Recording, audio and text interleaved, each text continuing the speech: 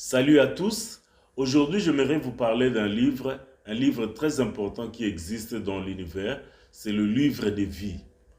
C'est quoi ce livre et quelle est l'importance de ce livre et qu'est-ce qu'un homme peut faire pour que son nom soit inscrit dans ce livre. Et ensemble, nous allons répondre à ces questions. Nous allons lire la Bible, la parole de Dieu. Nous allons ouvrir nos Bibles dans le livre d'Apocalypse au chapitre 20 et nous allons lire à partir du verset 11. La Bible nous dit ceci. Puis je vis un grand trône blanc et celui qui était assis dessus. La terre et le ciel s'enfuirent devant sa face. Il ne fit plus trouver de place pour eux. Et je vis les morts, les grands et les petits, qui se tenaient devant le trône. Le livre fut ouvert, et un autre livre fut ouvert, celui qui est le livre de vie. Et les morts furent jugés selon leurs œuvres, d'après ce qui était écrit dans ces livres. La mer rendit les morts qui étaient en elle. La mort et le séjour des morts rendirent les morts qui étaient en eux. Et chacun fut jugé selon ses œuvres. Et la mort et le séjour des morts furent jetés dans les temps des fées. C'est la seconde mort, les temps des fées. Quiconque ne fut pas trouvé écrit dans les livres de vie fut jeté dans les temps des fées. Amen. Ici, la Bible nous montre ce qui va se passer et se dérouler à la fin des temps, c'est-à-dire le jugement dernier, le jugement de tous les individus qui ont existé sur la terre. Et la Bible nous montre qu'il y a des livres et il y a un livre. Dans ces livres-là, on a écrit tous les œuvres, c'est-à-dire tout ce que les humains ont fait. Qu'est-ce que cela veut dire? Cela veut dire que tel que tu me suis, il y a un livre dans le ciel où on enregistre tout ce que tu fais sur la terre, bon ou mauvais, tout est écrit quelque part dans le ciel. Et au jour du jugement, c'est ce livre-là qui sera ouvert pour que tu sois jugé devant Dieu. Et en même temps, la Bible nous montre qu'il y a aussi un autre livre. Cela s'appelle le livre de vie. Et que toute personne dont le nom n'est pas inscrit dans les livres de vie fut jetée dans les temps des fées, qui est la seconde mort, qui est l'enfer que nous appelons. Ceci est vraiment tragique. Ici, nous avons affaire à la justice de Dieu et à l'amour de Dieu. La justice de Dieu demande que toute personne soit jugée selon ses œuvres. Et nous comprenons qu'ici sur la terre, tous ont péché et sont privés de la gloire de Dieu. Parce que le salaire du péché, c'est la mort. Si tu vois dans Ésaïe, la Bible nous dit que nous tous, nous sommes séparés de Dieu à cause de nos péchés. C'est le péché qui sépare quelqu'un de Dieu. Et la justice de Dieu, selon Ézéchiel 18, verset 20, il dit que l'âme qui pêche, cette âme doit mourir. Donc la justice de Dieu demande la mort du pécheur. C'est non seulement la mort physique, mais la mort éternelle qui est la seconde mort. Mais en même temps, nous faisons face à l'amour de Dieu. L'amour de Dieu qui veut faire grâce aux hommes, qui veut sauver les hommes. Et c'est là pour voir le livre de vie. Et dans ce livre, il y a des noms des gens qui sont écrits. Et seulement les noms des gens qui sont inscrits dans ce livre qui vont hériter la vie éternelle, qui vont être sauvés et être dans le paradis de Dieu. Alors la chose la plus importante est que ton nom puisse être inscrit dans ce livre de vie, afin que tu pars à la vie éternelle avec Dieu. Maintenant, nous allons à la deuxième question. Que faire pour que son nom soit inscrit dans le livre de vie? Et ici, il n'y a que deux conditions pour que ton nom puisse être figuré dans le livre de vie. La Bible nous donne ces deux conditions. La première, c'est la repentance. C'est repentir. Et la deuxième condition, c'est de croire au Seigneur Jésus-Christ. J'aimerais entrer en détail pour comprendre ceci. Que veut dire se repentir? C'est très important. Se repentir ne veut dire que deux choses. C'est détourner du mal pour se tourner vers Dieu. Se détourner des mauvaises voies. Se détourner du péché, du Satan et du plaisir de ce monde. Et se tourner vers Dieu, vers la voie de Dieu. Cela veut dire revenir à Dieu. Abandonner les mauvaises voies. Abandonner la voie du péché. Abandonner la voie de Satan et du plaisir de ce monde. Et se retourner vers Dieu. Donc la repentance, c'est un détour que nous faisons. On abandonne les mauvaises choses pour suivre Dieu. Donc la vraie repentance est décrite dans le livre d'Ézéchiel que j'aimerais que nous lisons. Dans Ézéchiel 14, verset 6, la Bible dit « Revenez et détournez-vous de vos idoles. Détournez les regards de toutes vos abominations. » Les abominations, ce sont des pratiques que Dieu déteste. Ce sont des voies qui n'honorent pas Dieu, des voies sataniques, des choses que nous mettons à la place de Dieu, des idoles, des statues, là où nous allons pour chercher le secours. Toutes ces pratiques-là d'adorer les ancêtres, d'aller chez les féticheurs, d'aller chez les marabouts, d'aller chez les idoles, ou des pratiques sataniques et occultes, Dieu déteste ces voies. Et la vraie repentance, c'est se détourner de ces choses, se détourner de ces idoles, d'abandonner ces mauvaises voies. Dans Ézéchiel 18 et 30, la Bible dit, « Je vous jugerai, chacun selon ses voies.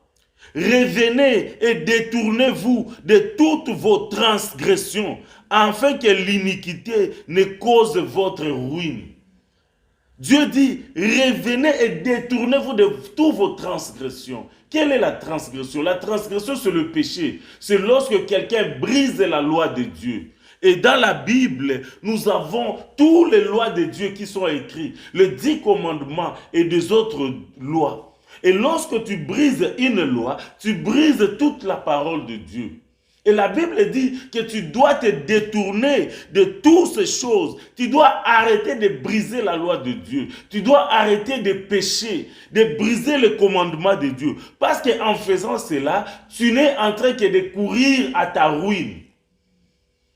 Donc la vraie repentance, c'est de stopper des péchés. C'est d'arrêter de briser la loi de Dieu. Et dans Ézéchiel 33, verset 11, Dieu dit, je suis vivant. Ce que je désire, ce n'est pas que le pécheur meure, mais qu'il change de conduite et qu'il vive.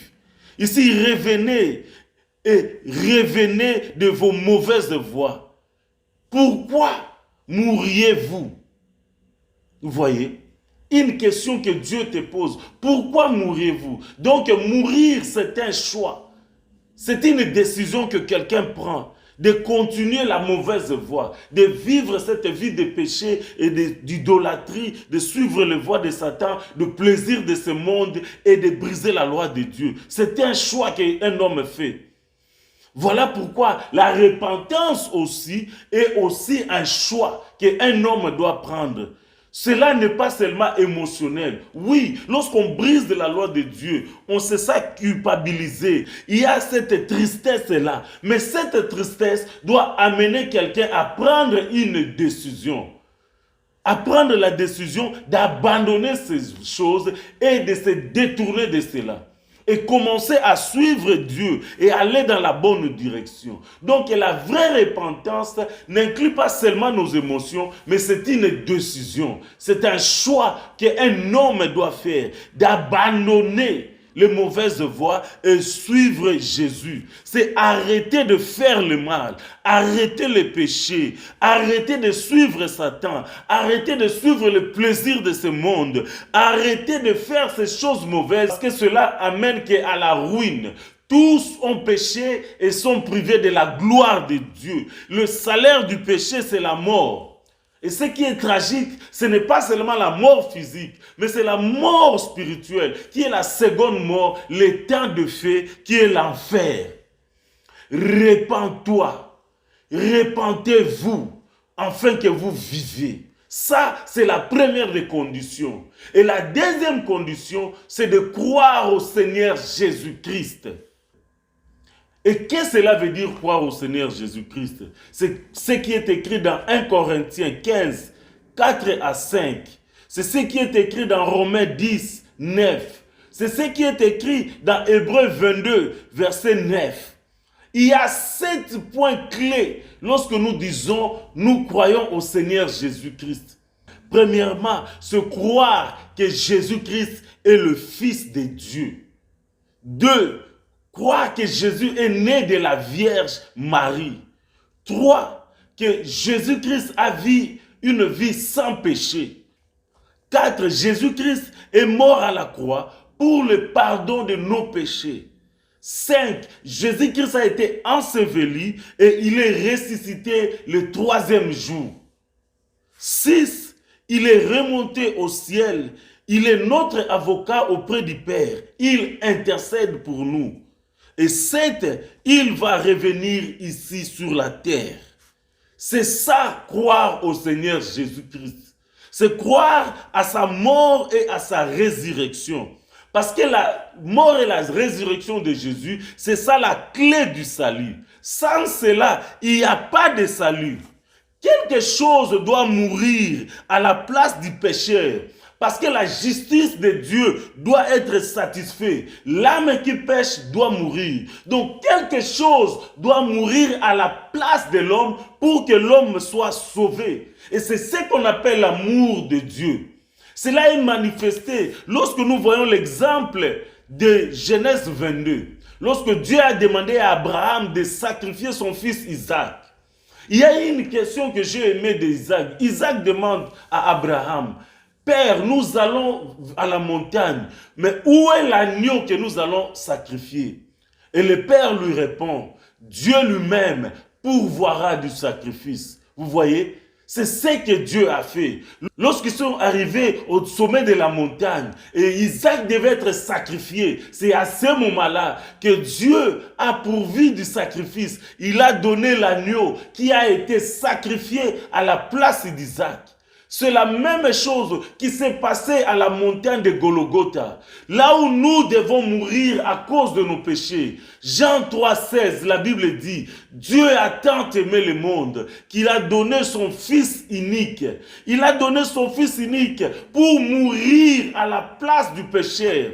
Lorsque tu crois au Fils unique de Dieu, tu passes de la mort à la vie. Parce que, selon Hébreux 22, verset 9, qu'il n'y a pas de pardon de péché sans l'effusion de sang.